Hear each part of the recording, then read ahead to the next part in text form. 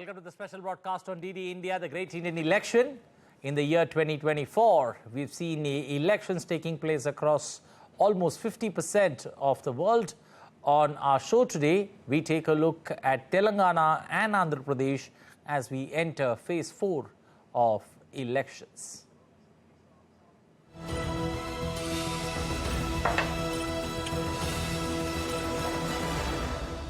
Let's now quickly understand Andhra Pradesh and Telangana in one go, especially on the ball. Try and take a look at what exactly makes these two states very interesting. Remember, there are 42 seats in Andhra Pradesh and Telangana put together. 2004, this is the state from where the opposition managed to revive its fortunes. Can they do it 20 years later in 2024? That's going to be the big question that we're looking for answers. Also, the political regional forces, how are they fighting it out in these elections, especially as they battle for survival, both in Telangana as well as Andhra Pradesh. A quick look at Andhra Pradesh, the southern part of India. The other part that you see on top of this is where Telangana comes in, and Andhra Pradesh has 25 seats in this particular election. And the voting in the fourth phase, both Telangana as well Andhra Pradesh in one go is over. Remember 2014 numbers that we're looking at, that's when the state was united, Telangana as well as Andhra Pradesh. So you have 42 seats there. 2019, it's been a total turnaround. Jagan's party calling all the shots, winning 25 of the 22 seats with Jagan's party, and Telugu Desam party there coming in the second place, and Chandrababu Naidu there not being able to get the seats or win that particular elections, and Jagan having, Jagan winning that elections, one-way traffic.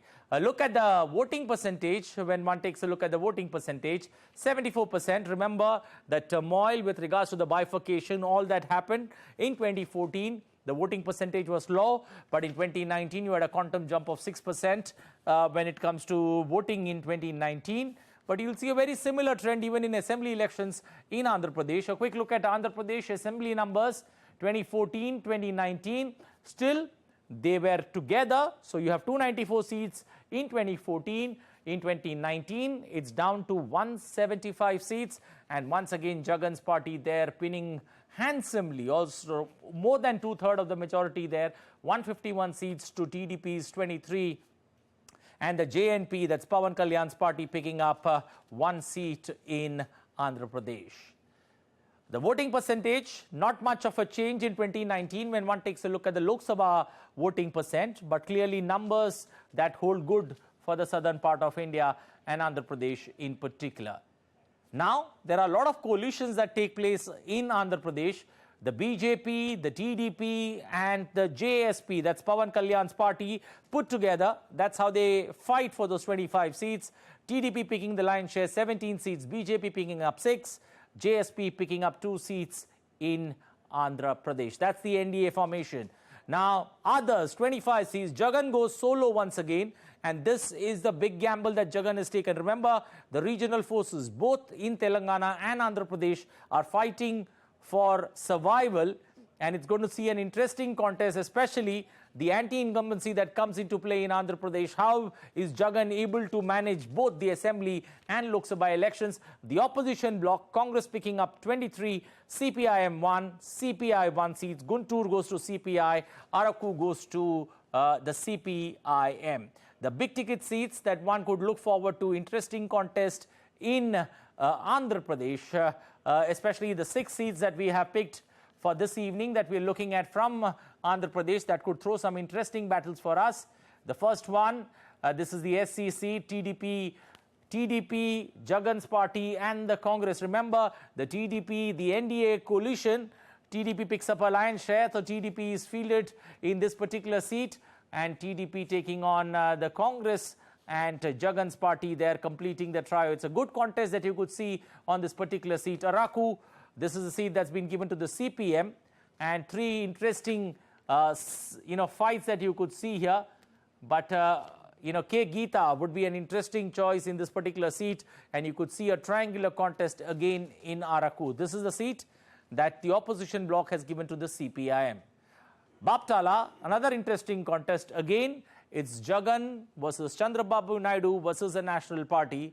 and that's where this particular elections, especially in the southern part, both Andhra Pradesh as well as Telangana, get interesting. Remember, in 2019, Chandrababu Naidu did not have a good run at the elections, looking for a change of fortunes, this time coming together with the NDA and looking for a total turnaround in this election campaign.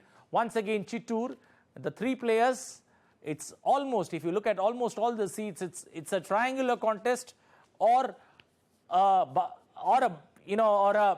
straight contest between the TDP and the Jagan's party in Chittoor too. But the best part about all these elections, Rajampet, another interesting seat. You've got the former Chief Minister of Unified Andhra Pradesh, or the last Chief Minister of Unified Andhra Pradesh, Kiran Reddy, then with the Congress, now on a BJP ticket, taking on PV Midun Reddy, who's a two-time sitting MP in the seat in Rajampet.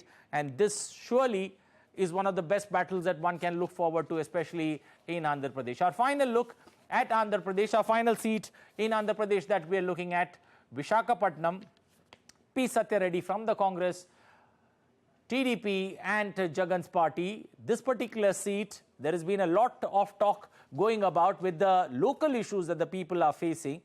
So this seat is very interesting from that point of view, because local issues seem to dominate this particular elections in Visakhapatnam, with the Assembly and Lok Sabha elections happening simultaneously on the same day. There is a lot of confusion, a lot of talk about how these elections will play out in Andhra Pradesh. But, this is something that surely holds a lot of interest, especially when it comes to Andhra Pradesh and Telangana. Let's now change state to the other half, the 17 seats of Telangana.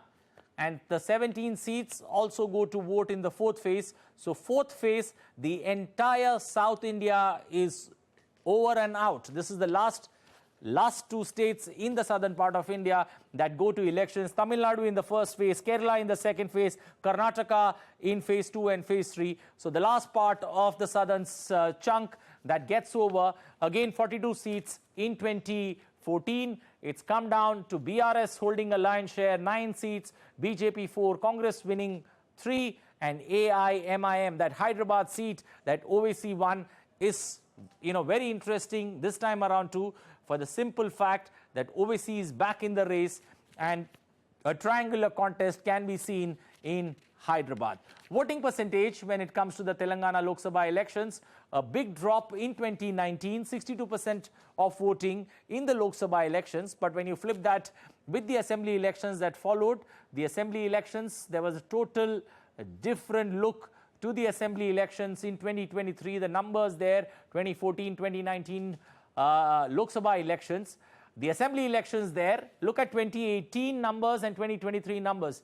The Congress, Revant Reddy's leadership, once again a grassroots leader being promoted, and you had a total turnaround for the Congress.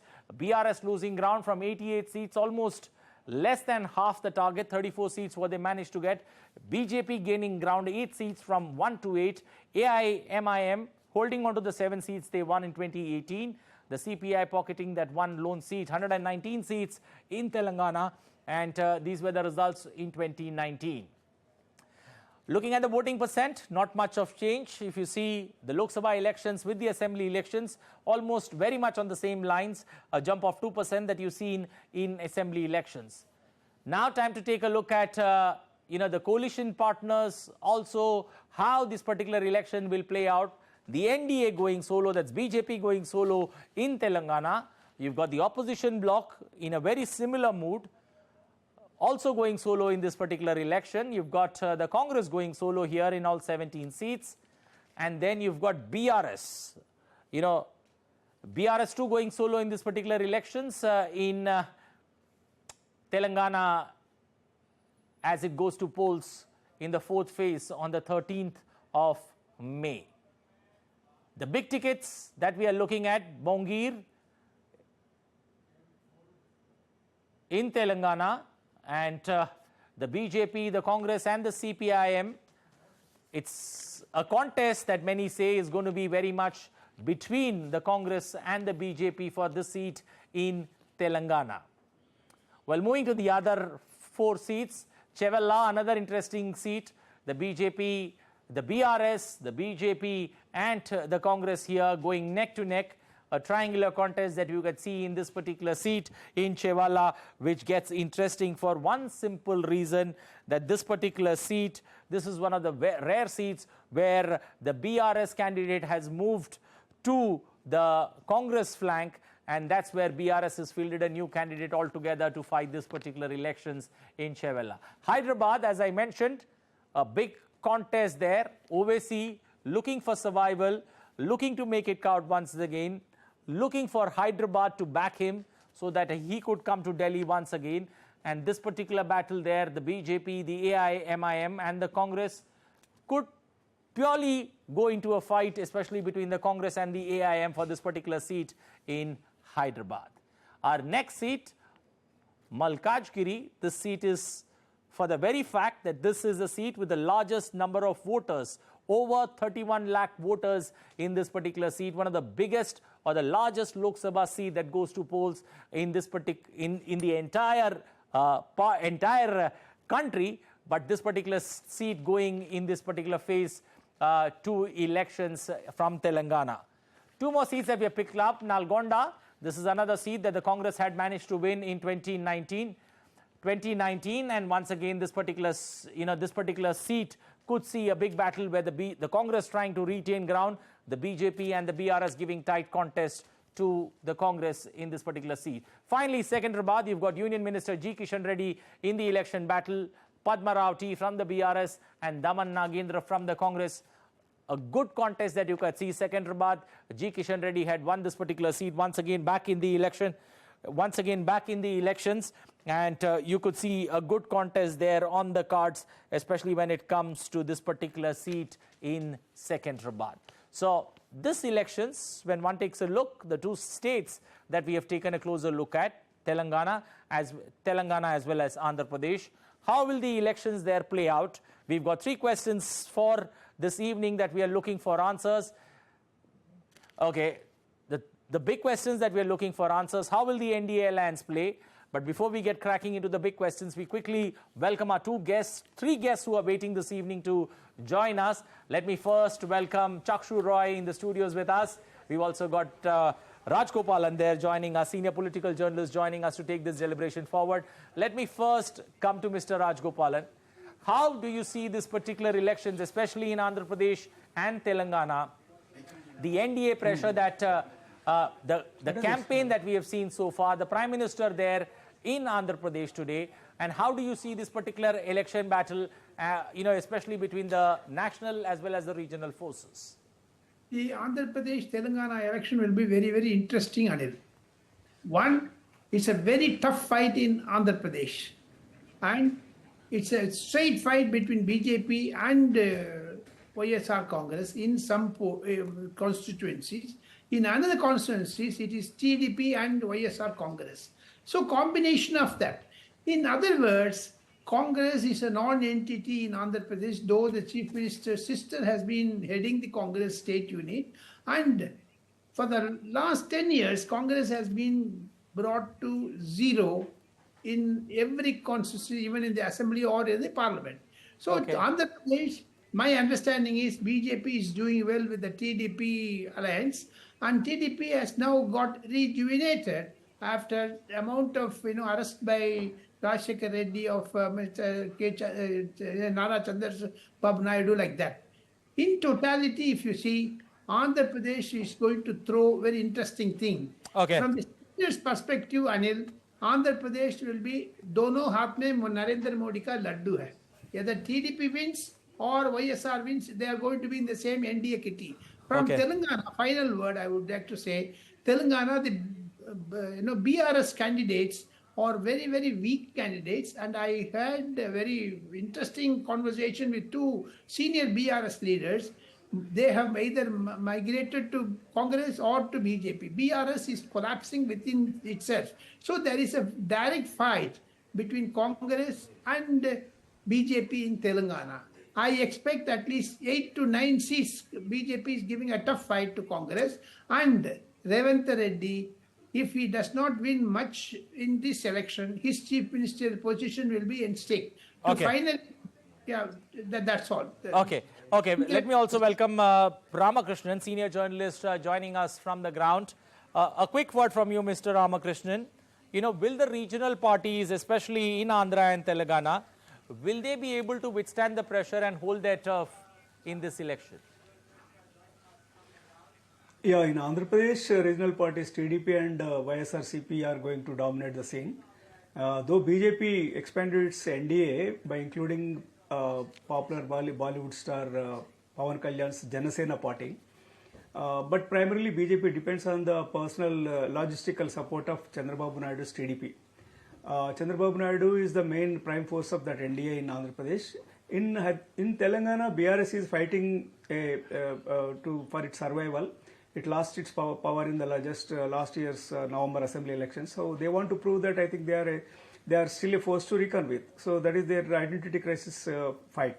Okay. Secondly, BJP is trying to improve its position drastically in Telangana. Last time it won 4 and now they want to at least double and if possible double-digit number also to achieve in Telangana's 17 seats, just as you mentioned. And in Andhra Pradesh, BJP doesn't have much presence, but on the strength of NDA's partners, they are contesting 6 seats as just you mentioned, and as many seats as they want to improve on their own. And the remaining seats they are expecting from TDP and Janasena. The initial reports say that I think there is a groundswell improvement in the vote share and public support to NDA alliance here in Andhra Pradesh. And interestingly, YSR Congress Party's Jagan also is fighting a very fierce battle against to prove retain his strong dominance in the politics of AP. So it is going to be a very keen contest in Andhra Pradesh. In Telangana, it is going to be Congress is one dominant party which came to power 6 months ago in the state, and BJP is trying to improve its position, and BRS is trying to prove its survival. Okay. So they want to prove that they want just 39 assembly seats, and they want to prove that I think they want to retain at least 5 to 6 seats in the Lok Sabha elections. Let's also get Chakshu on board. Chakshu, looking at the NDA getting the political arithmetic right when it comes to Andhra Pradesh, Telangana, they go solo. But do you feel that the southern state generally help the opposition stage a comeback? Can the opposition bloc look at, especially Telangana and Andhra Pradesh put together, for that getting their mojo back?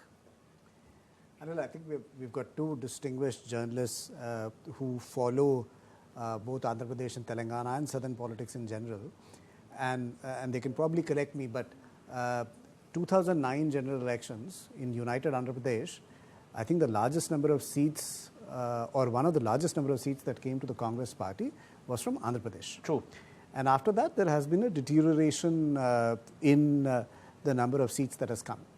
Now, here are 2 or 3 interesting things that I see when I look at the current election scenario in Telangana and Andhra Pradesh. In Andhra Pradesh, the number of billionaires or millionaires who are contesting across the political spectrum is perhaps the highest in the country. I thought that's useful to mention at the beginning of the program. So that's one. Second, the number of ex and current members of parliament who are contesting, that's also quite huge. And thirdly, there has been a little bit of a churn, which is members of parliament who were in one political party have now shifted to the opposition camp or vice versa. So you've seen in Andhra Pradesh that's happened on multiple seats. So those are 3 interesting things that are there to think about. Telangana has taken a slightly different trajectory. Telangana state and central elections, general elections used to happen together till the last time around when the assembly was dissolved. So now the elections are separate. And perhaps the idea was that if the elections are separate, you can focus more on different issues at the state level and different issues at the national level. But Congress is back, in control of the legislative assembly in Telangana. After a decade. So hopefully, does that translate into something? And one of our panelists was saying that regional parties are quite strong, and which is true. In the last 10 years, the 2 regional parties there have exerted a fair bit of dominance in state politics and left very little space for national parties. And Okay, Mr. Rajgopalan, I want to understand, especially for our viewers, the Pawan Kalyan factor, how does that come into play in this election? Now that it's a part of the NDA that fights elections in Andhra Pradesh.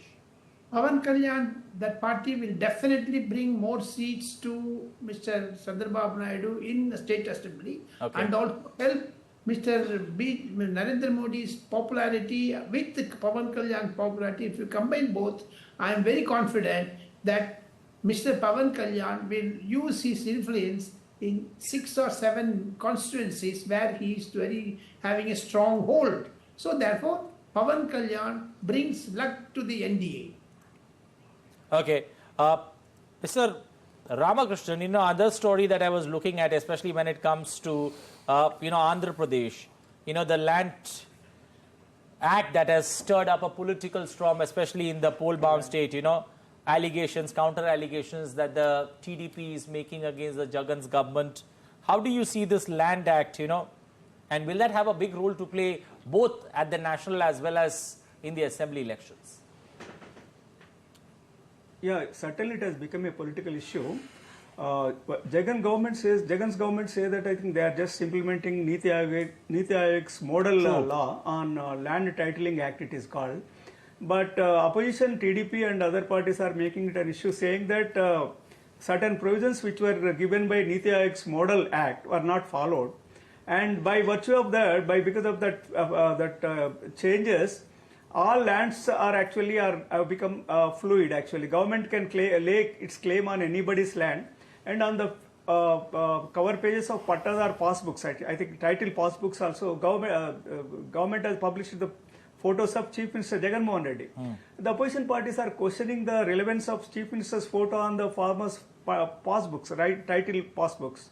So they are saying that I think state government may lay claim on the lands of farmers, and of course the government YSRCP is denying the allegation, saying that they are just implementing an age-old British laws, an act to replace the age-old British laws, and they are just following the template given by the Niti Ayog. But this has become an emotive issue for farmers, because I think it concerns to their land rights actually. Farmers value their rights on their lands, agricultural lands, very much. Certainly it is a political issue, poll issue it has become. And in the next 4 or 5 days also, government has given enough clarification. Still, opposition parties are raising it at every meetings, and I think this is an issue. Okay, Chakshu, the southern bastion, the Prime Minister has focused very heavily, before the dates were announced, especially when it comes to the southern part of India. And now, especially, Andhra Pradesh, the Prime Minister is also almost making 4 visits, in the short span between the election season. How do you see the focus that the NDA and the BJP in particular has put when it comes to the southern state? Anil, if you look at the composition of Lok Sabha, in the last 2 general elections, the number of seats that have come to the treasury benches from south of the Vindhyas has been very limited. So the ruling alliance has maximized or almost maximized its gains in the northern part of the country. So the room for expansion is only left in southern states. And Telangana and Andhra, which contribute about 40 odd seats to the kitty, then I think there is a significant increase in footprint that can be done in these 2 states, especially when the ruling party was able to get some foot in the door in the last general election. So the idea is there an opportunity to, push that door open after, having your foot in the door? Okay, a quick word there from Mr. Rajgopalan. The parties that are there in this particular election, one of the allies speaks about reservation that, would be there in Andhra Pradesh. Do you still feel this particular, point has or holds a lot of meaning, especially when it comes to the Lok Sabha elections in Andhra Pradesh? I don't think so, Anil. I don't think so. I don't think so. The other point is, very briefly, I would like to say, BJP has been focusing on look south policy from 2022, when BJP held this national executive in Hyderabad in July 2022. And in 2019, they had a look east policy. So therefore, every election they are going to focus, and this time it is south focus. And Prime Minister Narendra Modi has been repeatedly visiting all the places. Today also he is in Warangal and other places. So BJP is looking for a bounty from these two states. I am very confident because having understood the elections in Andhra Pradesh and especially South, this time efforts of the BJP, especially the tall leaders like Narendra Modi, Amit Shah, and JP Nadda, are going to yield fruits. Okay, we'll leave it there. We'll have to wait for May 13th when voting takes place in Andhra Pradesh and Telangana on how things pan out. Appreciate all three guests joining us this evening. Chakshu Roy in the studios, P. Rajgopalan and Ramakrishnan joining us there from Andhra Pradesh. Appreciate all three of you joining us in helping our audience understand these two states in southern India. Well, with that, it's a wrap of this edition of the Great Indian Election. You can connect with us on Facebook, X and Instagram. Good night. Stay safe. Take care.